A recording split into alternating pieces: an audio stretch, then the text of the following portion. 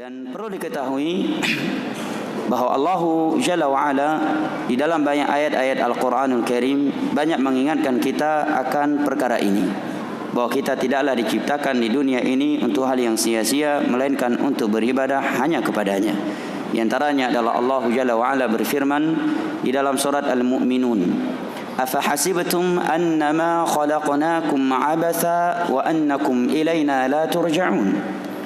Apakah kalian mengira bahwa kami menciptakan kalian abatha, untuk hal yang sia-sia, hanya sekadar untuk melampiaskan hawa nafsu, mengumpulkan harta, mengejar karir, dan dari hal-hal yang sifatnya duniawi. Abatha, sia-sia, wa annakum ilaina la turja'un, dan bahwa kalian tidak akan dikembalikan kepada kami. Pertanyaan yang seperti ini disebut oleh para ulama tafsir dengan istilah istifham al-inkari. Pertanyaan yang datang dari Allah dalam Al-Quran itu, dalam bahasa Arab, pertanyaan itu diistilahkan dengan istifham, meminta jawaban. Istifham pertanyaan dalam bahasa Arab itu terbagi menjadi dua. Yang pertama al-istifham al-istikhbari, pertanyaan untuk mengetahui jawabannya. Pertanyaan untuk mengetahui jawabannya, karena dia belum mengetahuinya, maka ini tidak datang dari Allah, karena Allah alim bikulli syai'in alim. Allah maha mengetahui, tidak butuh kepada jawaban kita.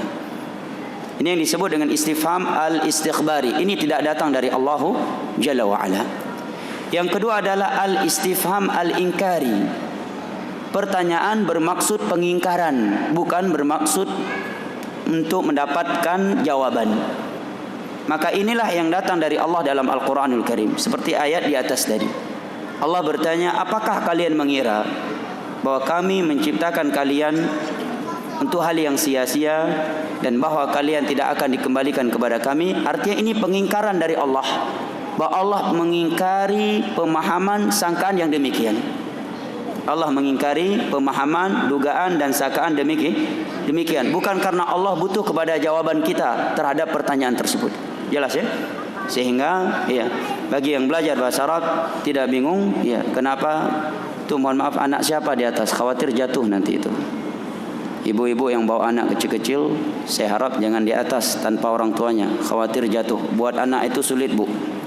Baik ya. Khawatir jatuh. Baik.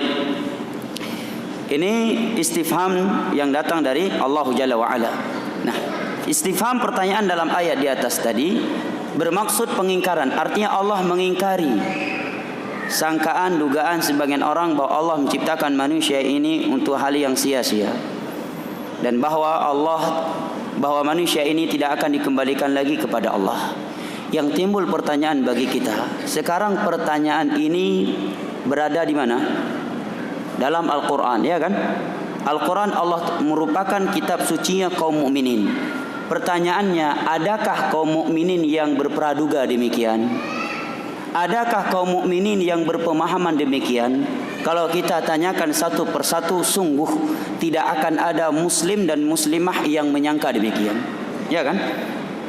Tidak ada muslim yang menyatakan bahwa dia diciptakan di dunia ini untuk hal yang sia-sia, dan bahwa dia tidak akan dikembalikan kepada Allah.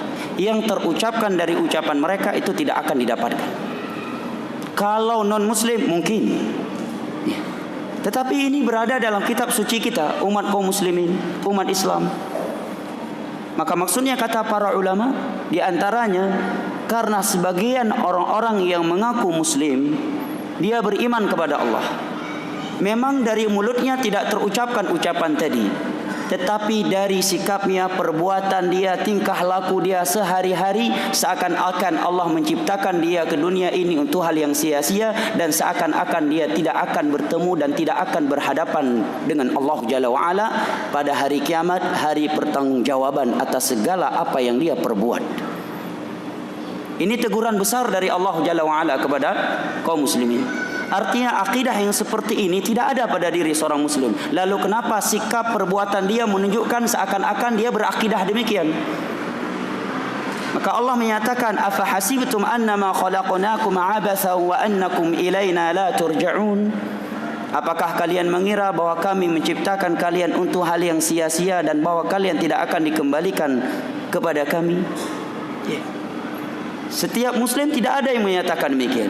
Tetapi tetap Allah tegur karena sebagian Muslim yang mengaku Muslim, walaupun dia tidak menyatakan demikian, tetapi sebagian mereka, tingkah laku, sikap, perbuatan sebagian mereka mengesankan seakan-akan dia diciptakan di dunia ini hanya untuk melampiaskan hawa nafsunya, hanya untuk mengejar karirnya, hanya untuk menikmati perkara-perkara dunia, dan seakan-akan dia tidak akan mati, seakan-akan tidak ada alam barzakh, seakan-akan tidak ada padang mahsyar, seakan-akan tidak ada hisab, seakan-akan tidak ada mizan, seakan-akan tidak ada perintah mengambil catatan amalan, seakan-akan tidak ada sirat setelah itu, seakan-akan tidak ada qantara, seakan-akan tidak ada syurga dan neraka dari perbuatan dia sehari-hari yang terlihat darinya. Makanya Allah menyatakan, afa hasibtum annama khalaqnakum abatha wa annakum ilaina la turja'un. Apakah kalian mengira bahwa kami menciptakan kalian untuk hal yang sia-sia dan bahwa kalian tidak akan dikembalikan kepada kami? Pada pertemuan yang lalu telah saya sebutkan beberapa ayat-ayat Al-Quranul Karim dan hadis-hadis Nabi SAW serta ucapan para ulama salaf yang menerangkan kepada kita perjalanan kita yang masih sangat panjang setelah kematian, yang mungkin tidak perlu lagi saya ulanginya secara rinci. Di sana telah datang riwayat athar bahwa ada seorang sahabat Nabi yang bernama Abu Hurairah. Menjelang wafatnya beliau menangis sejadi-jadinya, sehingga murid-murid beliau itu heran, sehingga mereka pun bertanya, wa ma yubkika ya Abu Hurairah, wahai Abu Hurairah, apa yang membuat engkau menangis seperti ini? Engkau adalah sahabat Nabi yang paling banyak meriwayatkan hadis Nabi untuk umat ini. Engkau adalah seorang sahabat Nabi yang pernah salat bersama beliau, pernah haji bersama beliau, pernah jihad bersama beliau. Tetapi ketika meninggal, kenapa engkau menangis seperti ini? Apa jawabannya sahabat Abu Hurairah, jamaah? Beliau menjawab, qillatuz zadi wa tulut tariq. Yang membuat saya menangis, wahai murid-muridku, karena bekal amal soleh yang aku miliki masih sangatlah sedikit. Sedangkan perjalanan yang akan saya lalui masih sangatlah panjang. Ini jawaban siapa jamaah? Sahabat Nabi, yang mana pujian untuk mereka turun dari 7 lapis langit, Al-Quranul Karim. Allah yang merekomendasikan mereka. Bahkan kita yang datang setelah mereka tidak sah Islam kita kalau Islam kita tidak mengambil pemahaman mereka. Seperti ini ucapannya. Ini menerangkan kepada kita bahwa mereka adalah orang-orang yang tidak tertipu dengan ibadah dan kondisi mereka, sekalipun mereka adalah orang-orang yang telah direkomendasi oleh Allah dan Rasulnya, sekalipun mereka adalah orang-orang yang telah mengeluarkan segala-galanya untuk Islam ini. Ini sahabat Abu Hurairah radhiyallahu anhu. Kenapa beliau berkata demikian? Karena memahami perjalanan yang masih sangat panjang setelah itu. Karena kita begitu meninggal sekarang. Seperti firman Allah Jalla wa Ala dalam surat Al-Qiyamah, Allah menyatakan kalla bal rana Allah menyatakan kalla idza balagatit taraqi wa qila man raq wa dhanna annahu al-firaq. Sekali-kali tidak, tatkala nyawa yang ditarik oleh malaikat maut sudah sampai ke kerongkongannya, Allah katakan kepada kita, malaikat berkata kepada kita saat itu, siapa yang bisa menyelamatkan engkau hari ini dari kematian? Sekalipun di sisinya ada pasukan-pasukan elit, pasukan-pasukan khusus, ketika kerongkongan, ketika nyawa sudah sampai di kerongkongannya, dikatakan kepadanya, man raq, siapa yang bisa menyelamatkan engkau dari malaikat maut hari ini? Siapa yang bisa menghalangi malaikat maut? Siapa yang bisa mencegah mereka dari mencabut nyawa kamu? Maka Allah menyatakan wa dhanna annahu al-firaq. Di saat itu setiap mereka baru yakin, baru sadar bahwa dia akan berpisah dengan dunia ini. Waltafati saqu yawma idzinil masaq ila rabbika yawma idzinil masaq. Dia akan kembalikan kepada Rabbnya dan kedua betisnya sudah mulai membeku. Sahabat Abu Bakar radhiyallahu anhu Disebutkan oleh Al-Imam Nawawi, oleh Al-Imam Ibn Qayyim dalam kitabnya Al-Jawabul Kafi liman sa'ala 'anil da'i wad dawa'i. Beliau menukilkan di sana beberapa ucapan para sahabat Nabi dan para tabi'in yang menerangkan kepada kita rasa takut mereka yang luar biasa kepada Allah. Di antaranya ucapan Abu Bakar. Beliau menyatakan laitani ta'irun yuzbah wa yu'kal wala hisab. Aduhai kalau aku ini sekedar seekor burung yang kemudian ditangkap oleh manusia, disembelih, kemudian dimakan, lantas dia mati, tidak dibangkitkan dan tidak dihisab. Ucapan yang demikian, kata Imam Ibn Qayyim, bukan berarti Abu Bakar tidak bersyukur menjadi seorang anak Adam, karena makhluk yang paling mulia dari makhluk Allah adalah anak Adam. Tetapi maksudnya dari itu adalah bagaimana menunjukkan rasa takutnya beliau akan hari kiamat, akan hari kebangkitan, akan alam barzakh. Karena kalau seekor burung mati, dia enggak dibangkitkan, dia tidak disiksa dalam kuburnya, dia tidak akan dihisab, dia enggak akan ditimbang seluruh amalan-amalannya, tidak terancam dengan syurga dan neraka. Sedangkan anak Adam terancam, ada pertanggungjawaban semuanya. Dari semenjak umur balik sampai meninggalnya, seluruh nikmat yang kecil dan yang besar semuanya diaudit oleh Allah satu persatu. Umur dia dari semenjak umur baliknya sampai meninggal per detik diaudit oleh Allah. Harta yang dia miliki diaudit oleh Allah Subhanahu wa taala, yang mana seluruh anggota badannya menjadi saksi di saat itu. Umar bin Khattab radhiyallahu anhu juga menyatakan wailul li wa li ummi illam yaghfirallahu li illam yaghfirillahu li.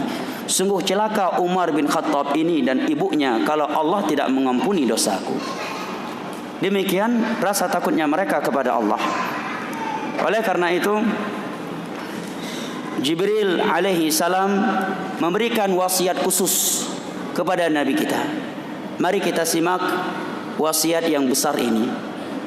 Yang membawanya, yang menyampaikannya adalah malaikat Jibril, dan kita tahu malaikat Jibril adalah malaikat yang paling mulia.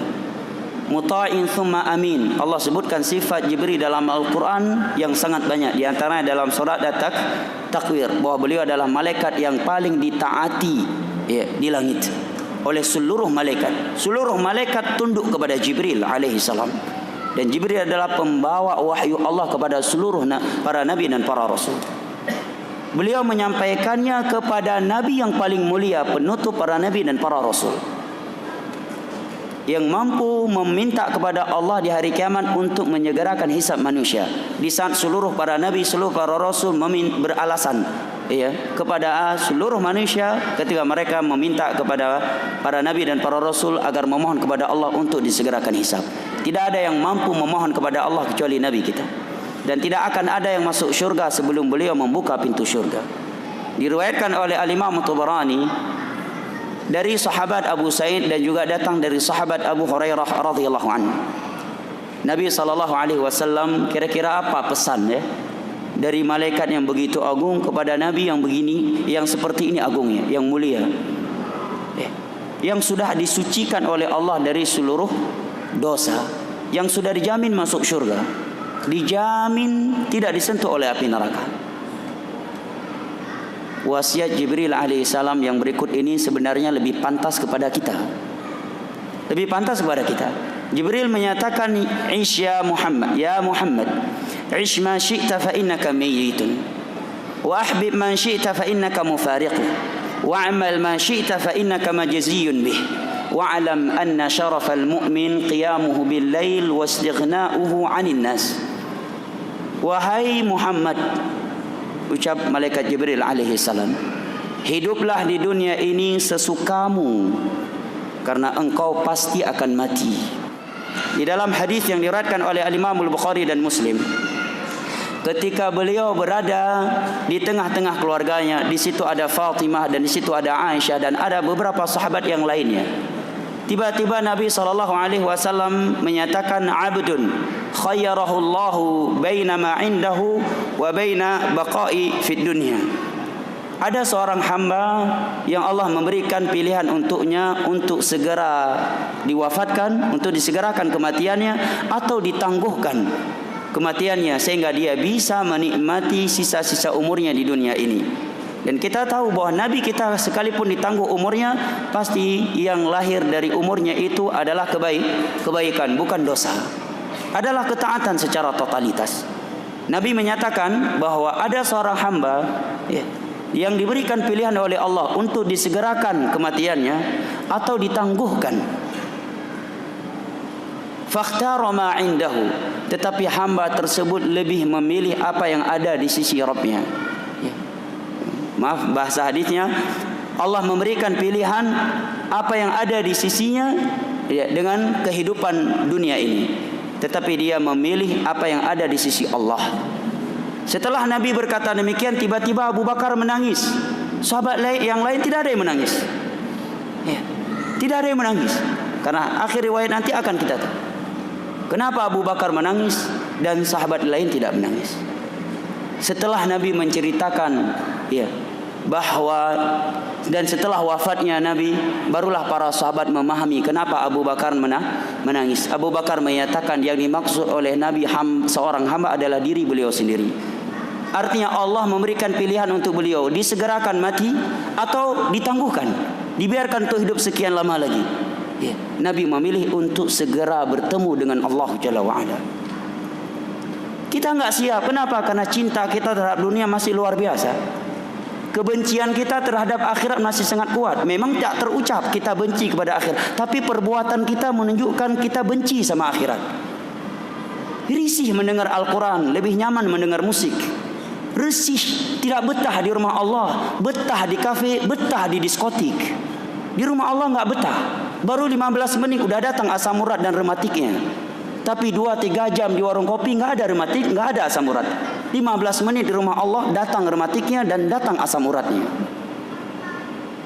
Nabi SAW memilih demikian. Dan Nabi SAW bersabda dalam hadis yang diriwayatkan oleh Al-Imam Al-Bukhari dari Aisyah radhiyallahu anha, "Man ahabba liqa'a Allah ahabba liqa'ah, wa man kariha liqa'a Allah kariha liqa'ah."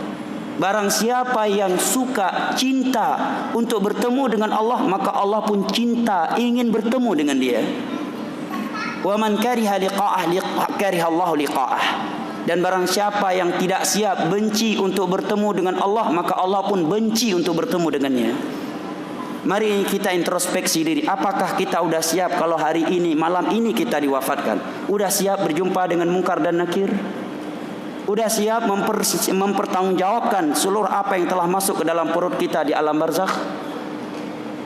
Seluruh apa yang kita gunakan dari seluruh nikmat yang Allah berikan ini, yang satu persatu ini diaudit oleh Allah. Jangankan 100 juta, 1 sen diaudit oleh Allah. Wala tus'aluna yawma idzin 'anin na'im. Dan kelak pada hari kiamat, kalian akan diminta pertanggungjawaban akan seluruh nikmat ini. Ayat ini dibacakan oleh Rasulullah kepada 2 sahabatnya yang mulia, Abu Bakar dan Umar.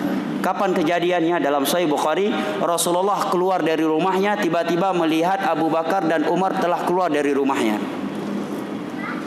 Maka Nabi bertanya kepada Abu Bakar dan Umar, "Kenapa di malam hari seperti ini, di jam seperti ini kalian keluar dari rumah kalian?" Maka Abu Bakar dan Umar menjawab, "Karena lapar wahai Rasulullah. Lapar yang membuat kami keluar dari rumah kami. Enggak sanggup tahan lapar di rumah. Enggak kebayang buat kita. Karena kita jarang lapar kayak gitu. Karena seringnya kita kalau makan overdosis. Ya kan? Paling di taboh jipi nyampi hanlat kene taboh jipi. Hampa idang kene taboh jipi. Maka Nabi pun menyatakan, "Wahai Umar dan Abu Bakar, saya keluar ini juga karena kelaparan." Maka mereka bertiga mendatangi rumah sahabat Abu Ayyub. Sampainya Rasulullah, Abu Bakar dan Umar ke rumahnya Abu Ayyub. Abu Ayyub langsung bersyukur kepada Allah Jalla wa'ala dan mengucapkan ahlan wa sahlan. Beliau gembira datang tamu. Dan demikianlah seorang muslim. Kalau datang tamu senang. Kenapa? Karena tamu adalah pintu surga yang sangat besar. Sampai-sampai Nabi itu kalau punya tamu, enggak punya makanan di rumah, beliau menyampaikan ke sahabat, "Saya punya tamu, siapa yang mau menjamu tamu saya?" Itu berebut para sahabat Nabi untuk menjamunya. Beda dengan kita. Ya begitu tamu datang kita lihat dulu tamunya datang pakai apa. Kalau pakai mobil dibuka pintunya. Kalau kira-kira nyopeng itu getuk pintu. Nyot tamu uang masuk dibuka pintunya. Tapi kalau tamunya kira-kira uang keluar ya pura-pura ya lagi istirahat. Ya atau nggak ada bapak di rumah. Di sana Nabi dijamu dengan daging kambing dipotong oleh Abu Ayyub. Di malam hari dipotong kambing oleh sahabat Abu Ayyub. Nggak main-main. Disuguhkan air susu kambing oleh Abu Ayyub. Maka Nabi dan Abu Bakar setelah Umar pun menyantap hidangan Abu Ayyub. Setelah selesai makan, Nabi membacakan ayat tadi kepada Umar dan Abu Bakar. Padahal sekaliber Abu Bakar dan Umar, walaupun makan tidak mungkin sampai seperti kita, ya kan? Kita ya seperti tadi, ya kenet pi nampai dang le tak bawa JP. Memang tak bawa JP, tapi kenet nampai dang le. Duk nanbu, seperti gunung Uhud bentuk nasi di piring. Ya. Ya. Abu Bakar dan Umar tentunya nggak akan seperti itu, dan mereka pun akan menggunakannya untuk ibadah kepada Allah Jalla wa'ala. Tetapi Nabi membacakan ayat itu kepada mereka. Apa kiranya kalau sahabat-sahabat beliau seperti kita ini, dan nggak akan mungkin kayak kita ini terpilih menjadi sahabat beliau. Demikian pendidikan dari Nabi SAW. Di dalam salah satu isi khutbah Nabi setelah solat gerhana yang diriwayatkan oleh Al-Imam Al-Bukhari dan Muslim dari sahabat Jabir bin Abdullah radhiyallahu an, salah satu isi khutbahnya Nabi SAW. Nabi menyatakan, "Lau ta'lamuna ma a'lam, la dhahiktum qalila wa la bakaitum katsira." Andai kata kalian tahu apa yang aku tahu, niscaya kalian sedikit tertawa dan banyak menangis. Di dalam hadis yang diriwayatkan oleh Imam Bukhari dari Anas bin Malik, di waktu yang lain Nabi mengucapkan yang sama, tetapi sebelumnya Nabi menyatakan, "Ma ra'aitul khaira wasyarra mithla al-yawm." Sungguh aku tidak pernah melihat kebaikan atau kejelekan seperti hari ini. Pada hari ini diperlihatkan kepadaku isi syurga dan neraka. Ya, dalam riwayat yang lain Nabi disebutkan tertawa, senyum, setelah itu tiba-tiba beliau menangis. Kemudian beliau mengucapkan demikian. Maka setelah itu beliau menyatakan, andai kata kalian tahu apa yang aku tahu, niscaya kalian sedikit tertawa dan banyak menangis. Maka mendengar ucapan Nabi SAW tersebut, seluruh para sahabat menangis. Ya. Kenapa demikian jamaah? Karena memahami perjalanan yang begitu panjang. Makanya Allah berikan pertanyaan yang sifatnya yang pengingkaran tadi. Afa hasibtum annama khalaqnakum abatha wa annakum ilaina la turja'un? Apakah kalian mengira bahwa kalian diciptakan ini untuk hal yang sia-sia dan tidak akan dikembalikan kepada kami? Artinya pengingkaran. Memang enggak ada dari muslim dan muslimah yang berkata demikian, tapi perbuatan dan sikap, tingkah laku sebagian orang yang mengaku hamba Allah, umat Nabi Muhammad seperti itu. Dia enggak mau tahu menahu tentang halal dan haram. Dia enggak mau tahu menahu sudah menjalankan perintah Allah ataukah belum. Yang penting hawa nafsunya, apa yang diinginkan oleh hawa nafsunya terpenuhi dan tercapai. Seakan-akan tidak akan ada kematian setelah kehidupan ini. Dari bangun tidur sampai tidur lagi, yang dia pikirkan dunia saja.